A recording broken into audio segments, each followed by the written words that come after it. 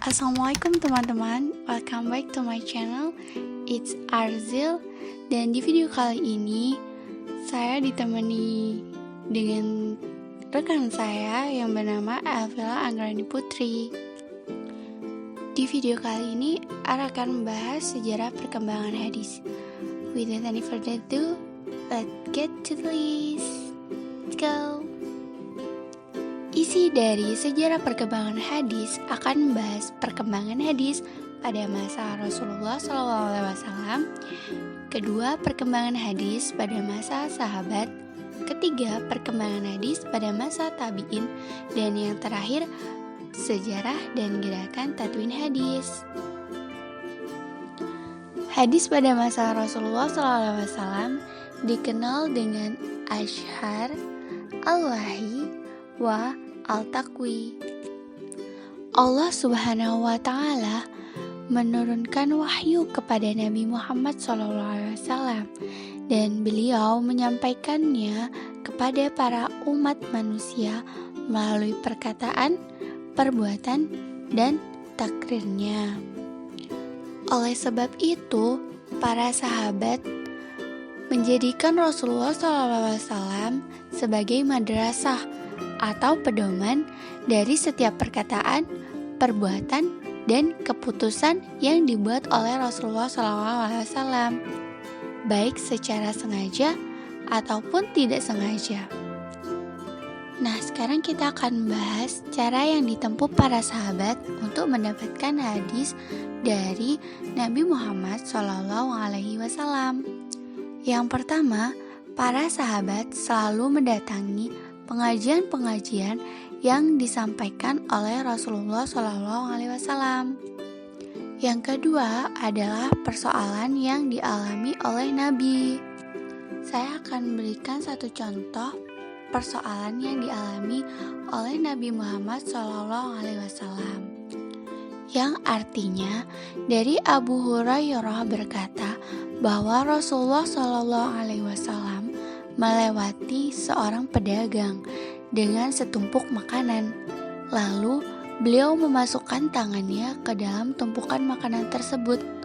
Lalu Rasulullah SAW mendapati jari-jari beliau basah. Maka beliau bertanya, "Apa ini wahai pemilik makanan?" Sang pemilik menjawab, "Makanan tersebut terkena air hujan, wahai Rasulullah." Beliau bersabda, "Mengapa kamu tidak meletakkan di bagian atas makanan agar manusia dapat melihatnya?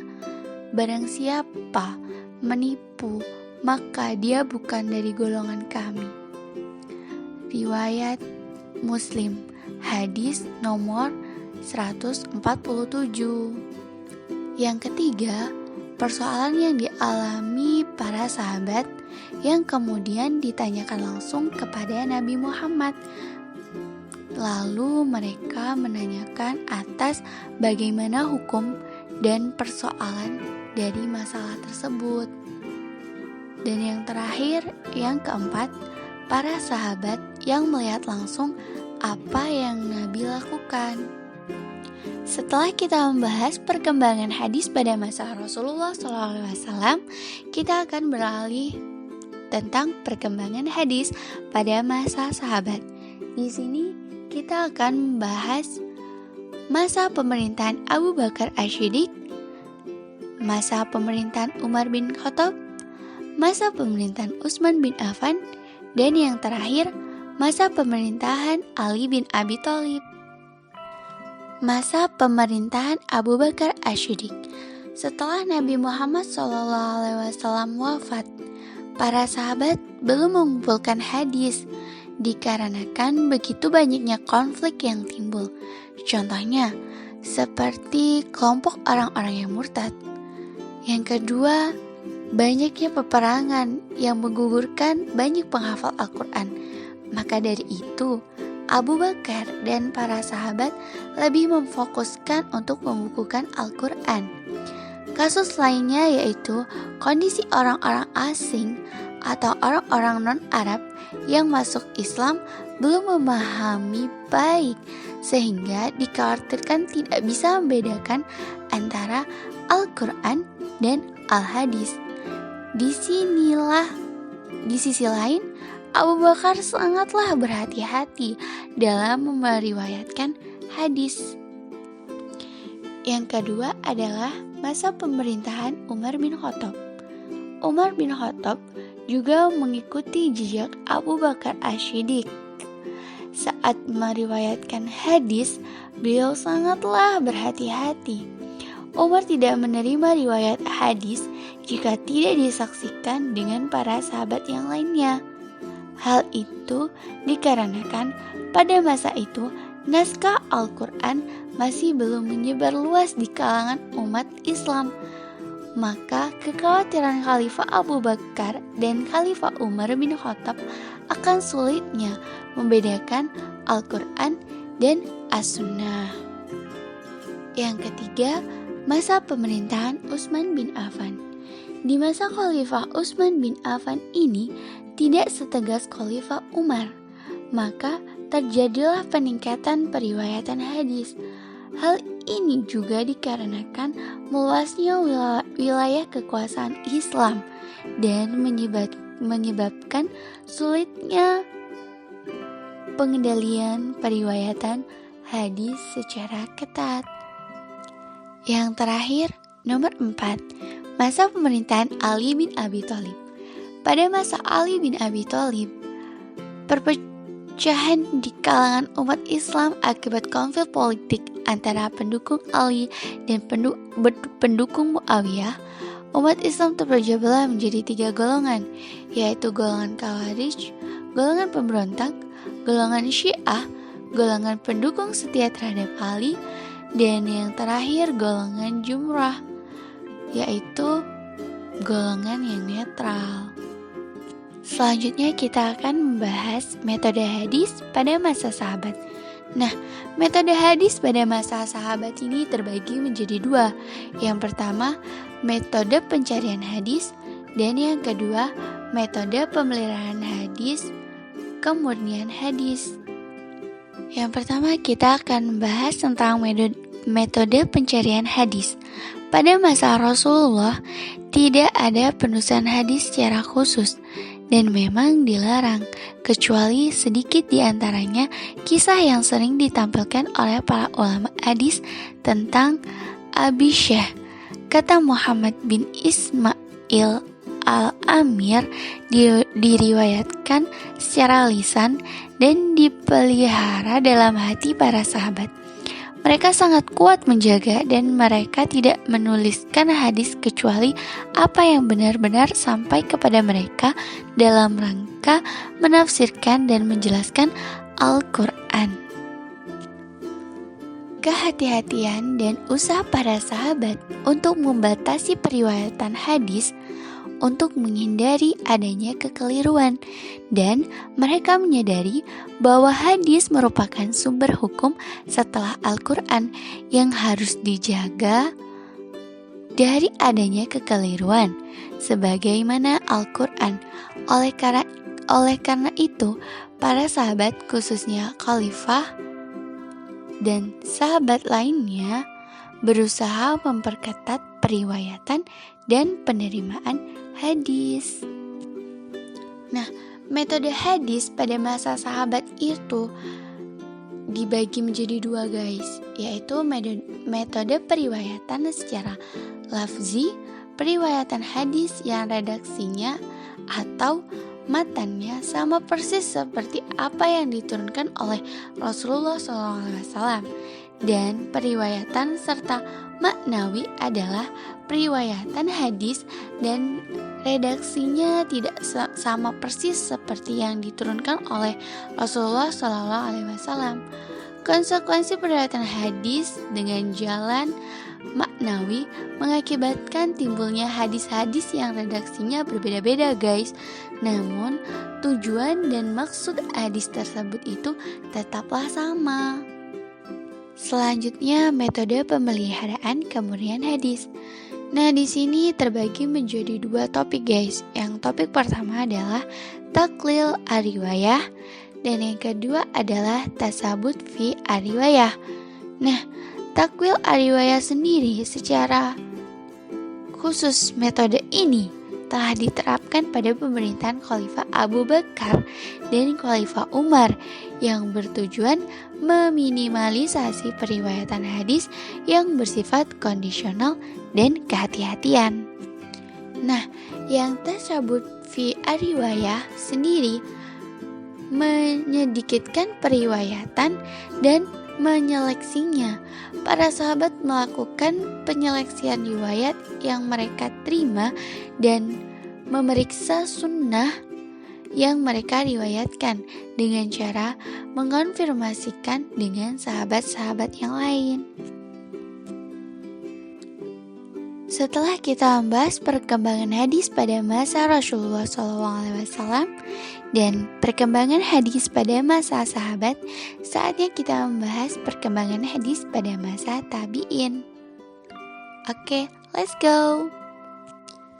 Tabi'in notabene adalah murid para sahabat Nabi yang juga mengoleksi hadis dari Nabi yang mulai dikumpulkan menjadi kitab yang beraturan.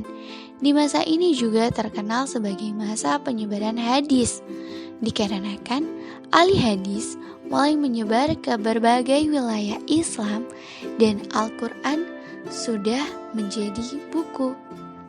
Metode yang dilakukan para tabi'in dalam mengoleksi dan mencatat hadis yaitu melalui setiap pertemuan-pertemuan bersama sahabat. Selanjutnya mereka mencatat apa yang telah mereka dapat dari pertemuan tersebut. Ada beberapa kota yang dijadikan pusat pembinaan dalam periwayatan hadis yang kemudian dijadikan sebagai tempat tujuan para tabi'in dalam mencari hadis. Kota-kota tersebut adalah Madinah Al-Munawwarah, Makkah Al-Mukarram, Kufah, Bashrah, Syam, Mesir, Maghribi, dan Andalusia, serta Yaman dan Karusan. Setelah kita membahas tentang perkembangan hadis pada masa Rasulullah SAW, perkembangan hadis pada masa sahabat, dan perkembangan hadis pada masa tabi'in, sekarang saatnya kita membahas sejarah dan gerakan tadwin hadis. Kata tadwin merupakan bentuk masdar dari kata kerja dawana, yang artinya menulis atau mendaftar. Secara literal, kata tadwin mengandung arti penghimpunan seperti disebutkan dalam Kamus Tajal Arus Dawanahu Tadwina Jama'ahu Al-Zahrani dengan mengutip Kamus Arab mengartikan kata tadwin dengan kumpulan suhuf, sehingga dalam makna ini tadwin identik dengan diwan. Selain itu, kata tadwin dapat berarti mengikat sesuatu yang terpisah-pisah atau tercerai-berai dan menghimpunannya dalam sebuah diwan atau kitab yang muncul di dalamnya penyebaran-penyebaran. Nah, proses tadwin hadis itu terbagi menjadi 3. Yang pertama, langkah pengumpulan sumber hadis, dan kritik sumber hadis. Penelusuran terhadap kerangka metodologis kompilasi dalam kodifikasi tadwin hadis secara lintas aliran intersektarian memperlihatkan bahwa selama proses tadwin hadis, ulama Sunni atau Syiah pada dasarnya telah menempuh ketiga langkah tersebut. Namun, secara lebih spesifik terdapat kesejalanan di samping juga perbedaan antara keduanya. menyangkut langkah pengumpulan sumber hadis, baik ulama hadis Sunni atau Syiah sama-sama berupaya mengumpulkan hadis dari para narasumber. Untuk tujuan itu mereka melakukan pengembaraan ke berbagai kota atau negeri yang lebih dikenal dengan Al-Rihlat fi Talab al-Hadis, perjalanan ilmiah mencari hadis. Hal itu sesungguhnya telah dilakukan oleh sebagian sahabat, kemudian dilanjutkan oleh para tabi'in, dan akhirnya menjadi fenomena yang sangat umum bagi para ahli pada abad 2 Hijriah dan 3 Hijriah atau setelahnya. Meskipun terdapat perbedaan tertentu menyangkut kriteria kesohihan hadis, pada dasarnya para ulama Sunni dan Syiah menerapkan standar yang ketat dalam memproses penyeleksian hadis. Hal itu secara jelas tercermin dari rumusan kaidah yang mereka tawakal. Ulama Sunni dan Syiah Imamiyah telah sama-sama mengakui 3 unsur kaidah kesohihan hadis. Yang pertama, sanad bersambung. Yang kedua, beriwayat bersifat adil. Dan yang ketiga, periwayatan bersifat debit. Nah, kita akan bahas kriteria menurut ulama Sunni. Yang pertama, kriteria sanad bersambung adalah tiap-tiap riwayat dalam sanad bersambung dari awal hingga akhir mutasahil dan sampai kepada Nabi SAW atau marfu. Nah, kriteria bagi periwayat yang adil adalah mencakup unsur-unsur beragama Islam, bertakwa, balik, berakal, tidak berbuat dosa, tidak berbuat fasik, tidak berbuat bid'ah, dan memelihara muru'ah. Jumlah ulama Sunni juga telah menetapkan bahwa seluruh sahabat berpredikat adil. Yang selanjutnya, kriteria bagi periwayatan yang debit adalah kuat hafalan mengenai apa yang didengarnya dan mampu menyampaikan hafalan itu kapan saja dia menghendaki. Sedangkan kriteria menurut ulama Syiah, yang pertama, sanad bersambung adalah rangkaian periwayatan bersambung dari awal hingga akhir, muttasahid dan marfu. Hanya yang membedakan dengan ulama Sunni, pengertian marfu di sini adalah sampai kepada Nabi SAW dan 12 imam maksum. Selanjutnya, kriteria periwayatan yang adil adalah beragama Islam, bertakwa, tidak berbuat dosa besar, tidak berbuat fasik, dan memelihara muro'ah. Mereka pun berpendirian bahwa tidak seluruh sahabat berperilaku adil. Selanjutnya, kriteria periwayatan yang debit adalah kuat hafalan, tidak lupa, dan meriwayatkan hadis. Sekian dari penjelasan saya tentang History of Hadith Development. Jika ada yang belum saya jelaskan, bisa komen di bawah. Dan semoga bermanfaat. Jangan lupa buat di like, comment, and subscribe. Thank you. Wassalamualaikum warahmatullahi wabarakatuh. See you next time.